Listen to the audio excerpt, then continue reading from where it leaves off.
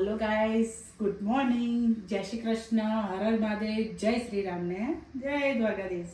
સ્વાગત છે તમારું બધાનું અમારા ચિડિયાઘરમાં અને ગોસ્વામી ફેમિલી બ્લોગમાં. તો અત્યારે સવારે પડી ગઈ છે અને બચ્ચા પાર્ટી ગઈ છે સ્કૂલમાં અને સાસુમાં છોકરાને લઈને ગયા છે નીચે રમવા. તો સવારમાં રીલ્સ બનાવવા માટે તૈયારી ચાલુ થઈ ગઈ છે, પણ કામ પતાવીને રેડી થઈ જઈશું રીલ્સ બનાવવા માટે. પણ મશીનનો બોલાવો આવ્યો છે એટલે પહેલા કપડાં સુકવાઈએ પછી રીલ બનાવીએ. અને જો હું એ લખું છું ઇમોશનલ વિડીયો માટે શોર્ટ વિડીયો લખું છું અને આ જાય છે કપડાં સુકાવવા માટે. એટલે સુકવી ના આવે તો હું સ્પીચ સ્ક્રિપ્ટ લખી દઉં પછી ડાયરેક્ટ એ વિડીયો બનાવી દઈએ. મમ્મીને બી નીચેથી થોડી વાર બોલાવી ઓલો નીચે જવું કરતો તો એટલે કે હું સ્ક્રિપ્ટ લખું તું તારું કામ બતાય ત્યાં સુધી ઓલો થોડી વાર રમી આવે પછી એમને બોલાવી લઈએ. ફોન લઈને ગયા છે? ના, નહીં લઈ ગયા, ભૂલી ગયા ફોન. તો એ રહ્યા તો તમે કેવી રીતે બોલાવશો? કશું ને એ છઠ્ઠા માળે પહોંચ્યા છે લિફ્ટમાં અને મેં મોબાઈલ અમુક નજર પડી હું પતી ગયો ના મેરાવો. એ તો ઘડા થોડી વાર એટલે આવી જ જશે, ફોન લાયા નથી ને એટલે. તો ગુડ મોર્નિંગ, જય શ્રી કૃષ્ણ, જય શ્રી રામ, હર હર મહાદેવ, જય દ્વારકાધીશ. સ્વાગત છે તમારું બધા અમારા ગોસ્વામી ફેમિલી બ્લોગમાં. તો આમ તો જો કે સવારે છોકરો સ્કૂલમાં જાય ને ત્યારે વિડીયો બનાવી દે ને તો મજા આવે છે, કારણ કે શાંત વાતાવરણમાં અવાજ વગર વિડીયો બની બી જાય છે. અને બપોરની રાહ જોવા જાય ને તો બપોરે 1 વાગે છોકરો આવે, 1:30 વાગે જમવા બેસે ને 2 સવા 2 તો જમી રહીએ છે. એટલે વિડીયો બનાવવા તૈયાર થઈ જાય ત્યાં સુધી 2:30 થઈ જાય. એટલે છેક સાંજે 4 વાગી જાય. હવે 4 વાગે એટલે પછી ચા મૂકવાનો ટાઈમ થાય એટલે મજા નથી આવતી. અને સવાર વિડીયો થાય એટલે બહુ મસ્ત મજા આવી જાય છે એમ, એકદમ ફ્રેશ બની જાય છે. તો તમે જેટલું રાખો એટલું ઓછું કામ આવે. કંઈક ને કંઈક જો અત્યારે આજે મારે બપોરે જવું છે પેલું ગાડીની એસેસરી વાળાને ત્યાં, એટલે બનાવી તો તમારે બપોરે તમારું કામ થાય, અત્યારે વિડીયો બની જાય તો તમે ફ્રી થઈને મારે જવું જતા ફાવા. મારે એને ફોન કરવાનો છે, એસેસરી વાળાને કરવાનો છે. વાત કર લો કે તું ઓલા કારીગરને બોલાવી દે. હા, તેને કહી દઉં છું ફોન કરીને. ભાવેશભાઈ છે ને અંકુરભાઈ છે. હા, તો લઈ જાવ ભાઈને. ચલો તાન સ્ક્રિપ્ટ લખીને વિડીયો તાલીએ તો બપોરે જતા ફાવા. તો ગાઈઝ પેલી લાઇટિંગનો પ્રોબ્લેમ કીધો તો તે એસેસરી વાળાને ત્યાં આવ્યા હતા તો જોવડાવી ત્યાં, પણ એમનું એવું કેવું છે કંપની ફોલ્ડ છે, કારણ કે અમે આ બાજુ ખોલી જ નથી. એટલે કાલ કંપનીમાં જવાનું છે. મારેથી સુઝુકીમાં વિચારો કેટલો મોટો પ્રોબ્લેમ કહેવાય, કાકો વાયર જ કટ કરેલો છે. ચલો કંપની વાળે કટ કર્યો હોય ને તો કટ કરીને બાજુમાં મૂકેલો હોય, પણ આ તો આખો વાયર લગભગ 1 આંગળી જેટલો વાયર જ નથી અંદર જોઈન્ટમાં જ જોઈન્ટ થયો જ નથી. એટલે કંપની વાત કરી છે, કાલ બોલાવ્યા છે, ત્યાં જવાનું છે. અને આ 2 ભાઈઓને અમારા 2 ફાયર બ્રિગેડ લઈને આવ્યા છે 2 જણને. એટલે આ અમારા પાછળ બેઠા એ મોટા ભાઈ એમને વડાપાઉં ખવડાવ્યું, પણ આ અમારા નાના ભાઈને ના ગમ્યું. સીધું છે બાપુ આપણે જોજે 2 હેરાન ના કરો. જો આ નહીં એને કહો તમે ત્યારે લેડીઝના કાકાના નાના છોકરા એ લોકોને હેરાન નહીં કરવાના. એટલે આમ વડાપાઉં સરસ હતું, ફ્રેશ હતું, પણ અમારા આ ભાઈને છે ને છે જાડા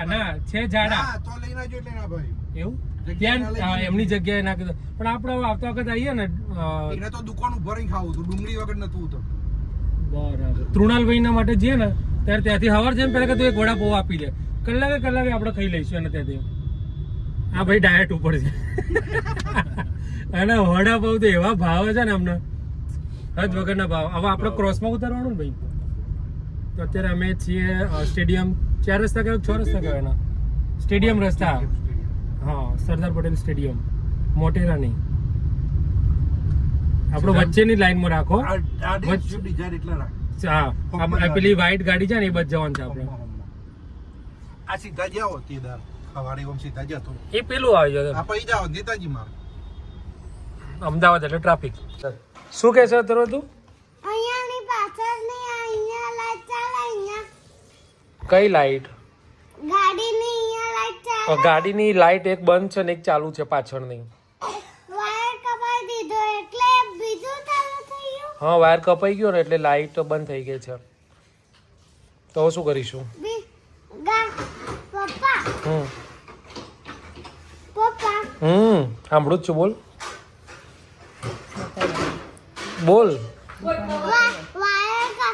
વાયર કાપી દીધો એટલે બંધ થઈ ગયું, કપાઈ જ લાઈટ નહીં થતી. હવે વાયર શું કરવું પડે?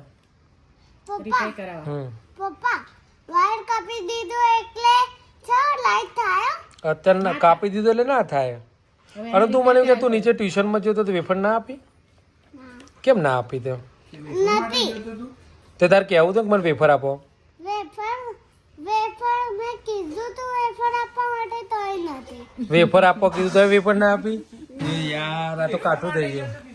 તું ભણવા ગયો હતો કે વેફર ખાવા ગયો હતો? હે વેફર માટે જાય છે કે ભણવા માટે જાય? ટ્યુશનમાં જતો તો વેફર ખાવા ગયો તો લે ગુંડા તું. હે અમાર બેટો લાલચ જ જાય છે જે ચોકલેટ હા. બધું મળે ને હે ને મારે કહેવું પડશે ને તારને કે હું તમારે એક એક વેફર મૂકી જાય તમારે આ કલાક પૂરો થાય ને ક્લાસ પૂરો થાય ને પછી ચાલવાની પહેલા હાલવાની જ નહીં. ભલે શાંતિથી બેસતો. હા શું કેવું કાવ્યા? બાડું તો લોહી ના પીવાનું. ત્યાં ના હવે ચોપલો થઈ ગયો છે, કમ્પ્લીટ ચોપલો થઈ ગયો છે. હવે તો ખરેખર જરૂર છે ને સ્કૂલમાં મૂકવાની. વાયડું થઈ ગયું વાયડું ચોકલું વાયડું છે વાયડું. ચોકલું છોકરું છે મારું ચોકલું છોકરું. હું મારી વાત સાંભળ, હું તને એક આઈડિયા કહું છું. બે આઈડિયા કહું તો એક જ આઈડિયા કરે, બે આઈડિયા નહીં કરે. બે આઈડિયા કર ના બે આઈડિયા કર નહીં. શની બે આઈડિયા?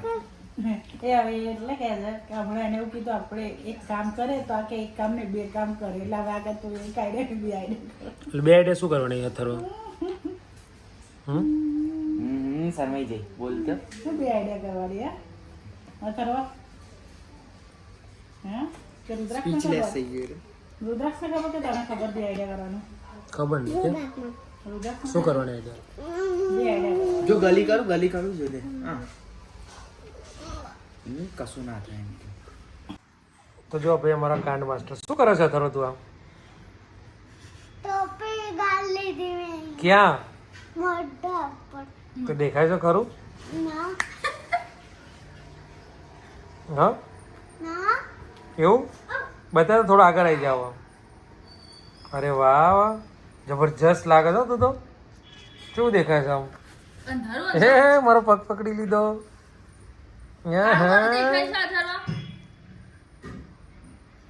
વાહ ભાઈ વાહ. યે નાટકબાજ છે એક નંબરનો નાટકબાજ. પીકબુ. રાતના વાગે છે 10:30 લોકો જો મોમોસ પાર્ટી કરે છે. એવું છે? હવે 11:30 થયા. તો 11:30 થયા અને અમે મોમોસ પાર્ટી કરીએ છીએ અત્યારે. પાર્ટી તો ભાઈ બંધે મોકલાયા છે. એટલે એક ફ્રેન્ડ મળે રસ્તામાં તે કે લો લઈ જાઓ એમ છોકરા માટે. એટલે છોકરા માટે આપે છે તો ખાઈ લઈએ તને મોમોસ. મોમોસ પાર્ટી. લઈ લીધું. ક્યાં જવું છો? હા આ બાજુ થાય. ગુડ નાઇટ જેમ બે. ગુડ નાઇટ જય શ્રી કૃષ્ણ જય બાય ટાટા. અને તું કેમ ખોલે છે તે બધું? હા અડધી રાત્રે જપ નહીં તને. શું કેવું? તો ચલો દોસ્તો મળીએ આવતીકાલે. તો ત્યાં સુધી બધાને જય શ્રી કૃષ્ણ, જય શ્રી રામ, હર હર મહાદેવ, જય દ્વારકા.